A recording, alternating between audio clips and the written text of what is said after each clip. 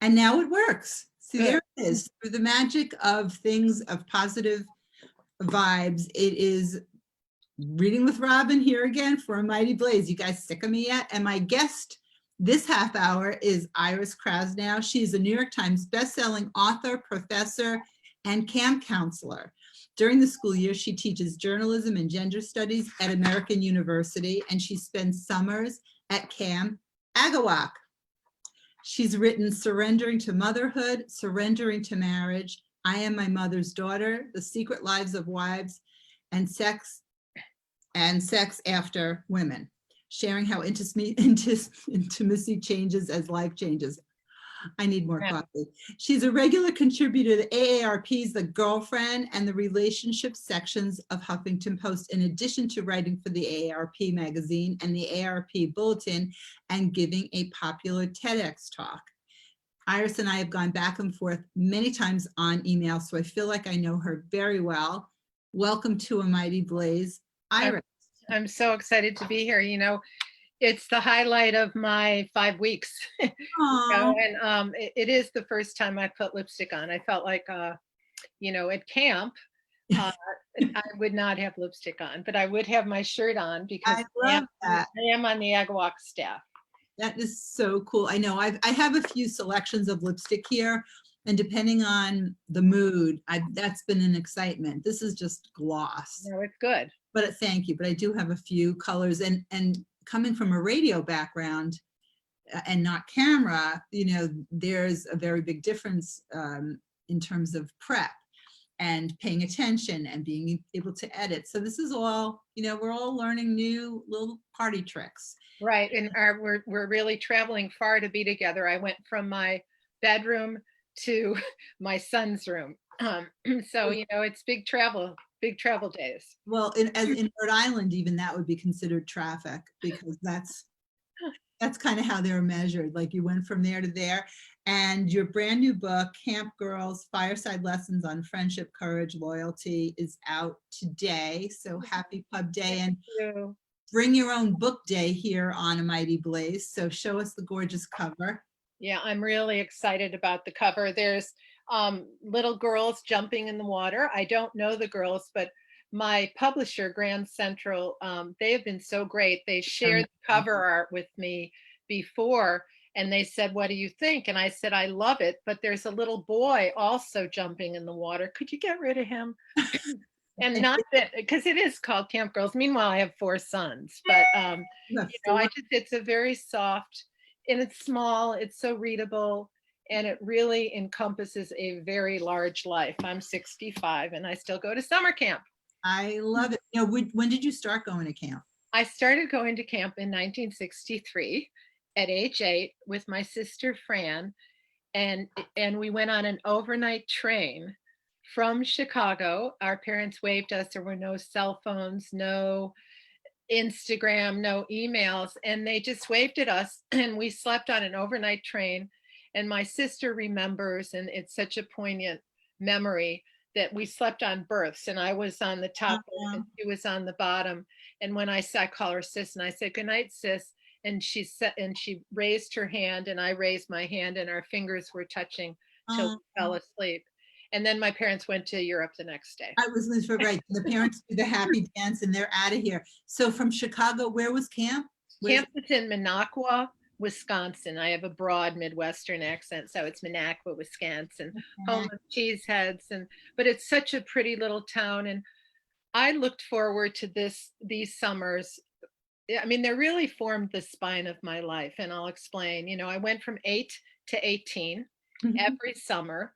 My sister and I lived in Oak Park, Illinois, and most of the people who went to camp lived in the tonier northern suburbs. We lived in a mostly middle class, Italian Catholic, and we were one of the few Jewish families in that suburb. So when my sister and I went to overnight camp, it was like going to Israel. I mean, we did. Yes, your people. But the populations of camp are changing, and we can get into that. But so then I went from 8 to 18, and I was a counselor, and then I skipped 40 years, and I went back at the age of 59. That is such a great story. What made you want to go back? Well, so I went to our 85th reunion, and the new owner of Camp Mary was holding one of my books. And there's a picture of me on the book. And I said, "Oh, I'm Iris Krasnow." And she said, and I said, "And I got my literary start at the Camp Agalog." She said, Uh, "What's Agalog?" And I said, "Oh my God, Agalog was the magazine of camp. I wrote every week and I loved it. And I discovered my love of writing." So in the same breath, she said to me, "Why don't you?" And I said, "What if I?" And the um, job was born. And previous to that, our four sons had gone to Racket Lake Boys Camp. And mhm. I worked at their camp when they went to camp for 7 or 8 years. So I've really been a camper my whole life. And it's really who I am. It's such a, I mean, there's nothing like, Iris and I were talking a little off air, and I went to day camp, and my overnight camping experience was 2 or 3 nights in upstate-ish New York, but it was cheerleading camp. And Ooh. I wanted to come home in the worst way, and I didn't, and I stuck it out. So it was just a few days, but it depends on where you live and what other kids are doing. We had a pool in the backyard, and we went to the beach. That was sort of our thing. And then I married my husband, and everything was camp, camp, camp, camp, camp, He went to camp. camp, camp, camp, the whole thing. He was a Calendar camper. thing, color wars thing, Color Wars. and I went to a reunion for his camp, and everybody had their nicknames. It was like no time had passed. And that's how college was sort of camp for me. But the camping experience and those lifelong friendships and the things that those stories, it's just an incredible thing. So when I saw that you had this book coming out, and online or however it happened, or you reached out, I was like, yes, yes, I can Well, talk. you totally understand it.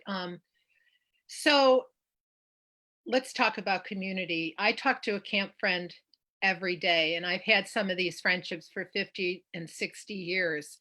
And I interviewed, for the way I worked is I not only interviewed my camp sisters who are now 50, 60, 70, and one is in her early 80s, but I interviewed a lot of women who had gone to camp, so they're camp sisters from all over. And I mean, camp boys are going to like this book too, because you, like your husband, you understand the brotherhood. Oh But yeah. I found a woman in New York who had been to Camp Agawak in the 1940s.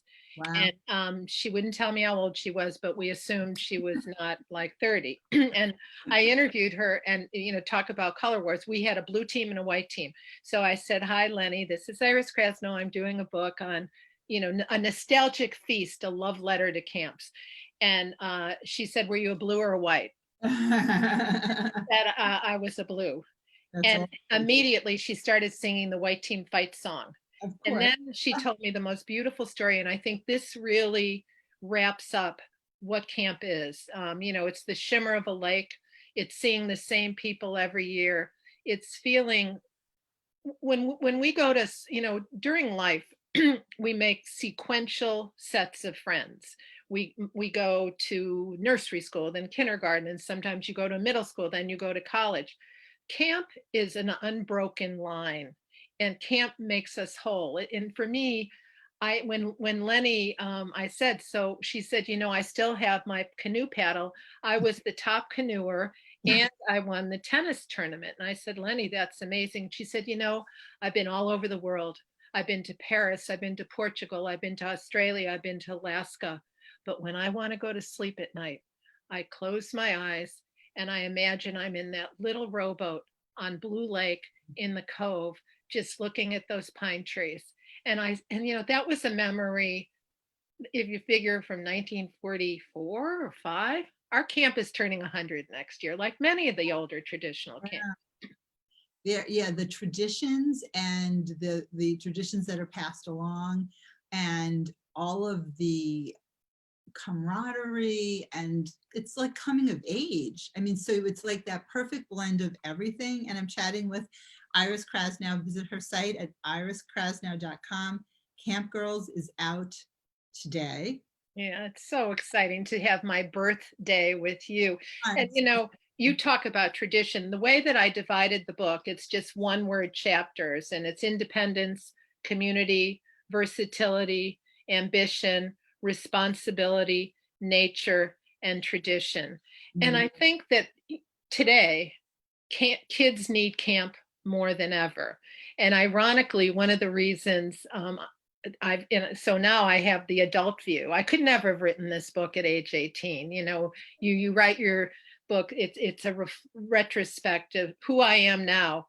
I mean, the best of who I am and the most mischievous of who I am, the most adventurous of who I am, the most humble of who I am, the bravest of who I am, Yeah. really all came from camp. But, you know, one of the things I love most about camp is it's technologically forbidden. There are no screens. There's no kids out posting each other on Facebook and Instagram. Kids hold hands and run around and nobody's thinking, oh, that's so weird. They're just girls being girls. Communication, although right now I feel like we're having an intimate conversation. You know, I'm a hugger. Like I would have greeted you with a big camp hug and, you know, and just like be in your face.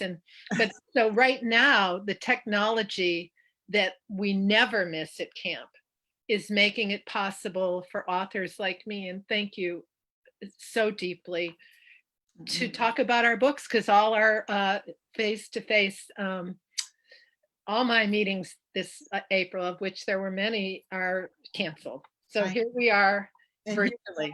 And not hugging, but virtually hugging. And that's where Mighty Blaze began. And so we're so happy to be able to celebrate books. And I mean, it's such a big deal when a book comes out. And we know that as readers, as authors.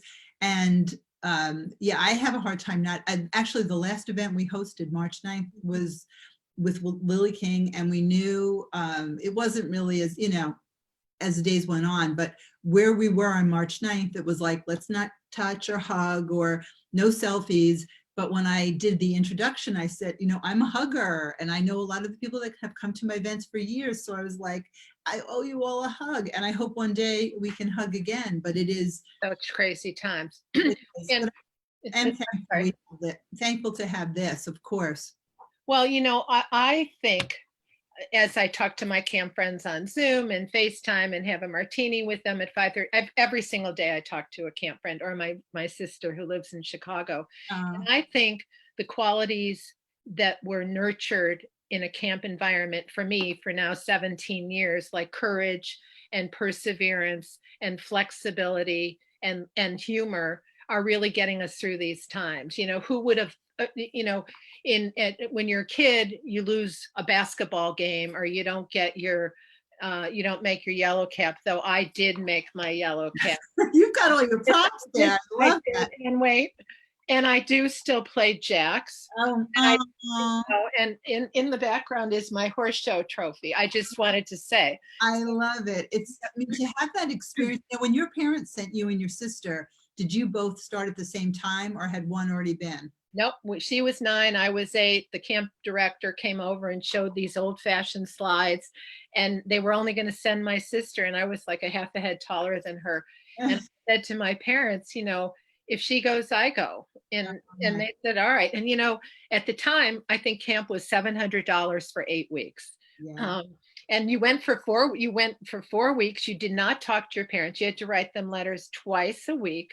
Mm-hmm. And now, you know, the camp girls, I mean, I've written, so this is my 7th book, and this is my favorite book in so many ways, because there's nothing like the sisterhood and the brotherhood that is formed when you're sleeping nose to nose, when you're sharing one smelly bathroom in a rusted cabin, and you're sweeping at age 8. But my sister, you know, having my sister there with me really bolstered me. And, you know, what you learn at camp is that you can't call mommy to, you know, if someone's picking on you, you can't say, mommy, fix this. If your bathing suit is wet and mildewy on the floor, go pick it up. Right. You know, I can make a perfect bed. But more than that, the independence that you gain as a young person really helps you as you're now 65 and you've lost both parents. I've lost friends. And you really know that you have the self-reliance to count on. The most important relationship you have is with you and you. And I don't mean that in a No, narcissistic I way. understand. Yeah, I of mean course. that you learn to stand on your own at camp. Yeah, and that is true. I love that because my nieces and nephews and all the kids that have gone without the technology, now there is visiting day and pre-visiting day and post-visiting day, and Well, don't bring there's too more than much. that. The photographer goes around and Oh, yeah, takes, no, and pictures. then and then if a parent will call and say, I didn't see Millie smiling at tennis. So then Yeah, that's the problem. I mean, I know that, it's a little much. yeah, it's a lot much because I've seen Yeah. that some of that's been shared with me, and I am like, it's one thing when my puppy goes to play care and I can watch him on a camera because he doesn't know. But I could picture someone saying, where was this kid wasn't looking, because parents are scrutinizing it, and they're supposed to be in Europe, quite frankly. That's what they're Well, supposed to be doing. or, and here's something that's good. When people always ask me what's the same and what has changed. The same is it's the same pine trees, it's the same trails that I could walk in my sleep. My cabin that I was in 3, 4, 5, 6, 12, they're all still there, and the kids love it when I take them on little tours. And by the way, I am the oldest counselor. Just, but I can move with those 15-year-olds, But what has changed is that now the campers come from multiple, it is a much more diverse community. Yeah. Thanks to the American Camp Association, there's great scholarship programs, and their mission is any kid who wants to go to camp should have that experience. So it's not monochromatic, and it's not, a lot of the older camps were started by Jewish immigrants who came to from Germany and from Russia and wanted to escape the filth, squalor, and anti-Semitism of the cities. And so they started. But actually, when people say to me, like, I'm from Oak Park and everybody was not Jewish, they'd say, oh, I thought only the Jewish girls went to camp. We're actually started by the Young Men's Christian Association. Yeah. The first camps in the country were YMCA camps. Right. Right. So it's nice to be in a more diverse population, and I'm really seeing that happen now. I teach the writing activity, Oh, and wow. so I became an author writing under towering trees, and your whole soul opens up when you're not in a classroom and under fluorescent lights. And I still have my students are my campers. I give them yellow pads and pens, and they write in the woods, and I get these letters, and I make them write letters home, which they have to do anyway. And the parents say to me, this is the first time in such a long time I've seen my child's handwriting, Right. not a computer printout. Unusual thing, and there's nothing like getting those letters from Oh my God. campers and sending campers letters and pre-addressing them or putting the stamps. I don't know, maybe you make them do that themselves. I know the kids all went with all that stuff. I mean, I'm so sorry, we're gonna have to go. I'm like lost in your camp stories, but I Thank have you to. so much for having me on, and I'm really excited, and I'll show everyone the cover again. I can't wait to get mine when it's out of. I hope you tell us if I mean you should have it, but I'm sure it's in there. It's just it was in quarantine because I was telling Iris off air that you could just clean things off and whatever, or you could just, I think, let them sit for 3 or 4 days. I don't know. I think I'm going to tell you something really quickly, and that is the question that everyone's asked me: will camps run this summer? I didn't want to ask. I know. Well, no, I'm going to answer it by saying every single person in the world right now is at the mercy of the moment. So we are planning full speed ahead, and we don't know. Everyone is plunged into this moment right now, and so we'll see what happens. So be a good camper and just wait it out. And it's Iris Krasnow, Camp Girls, Fireside Lessons on Friendship, Courage, and Loyalty. And visit her at iriskrasnow.com.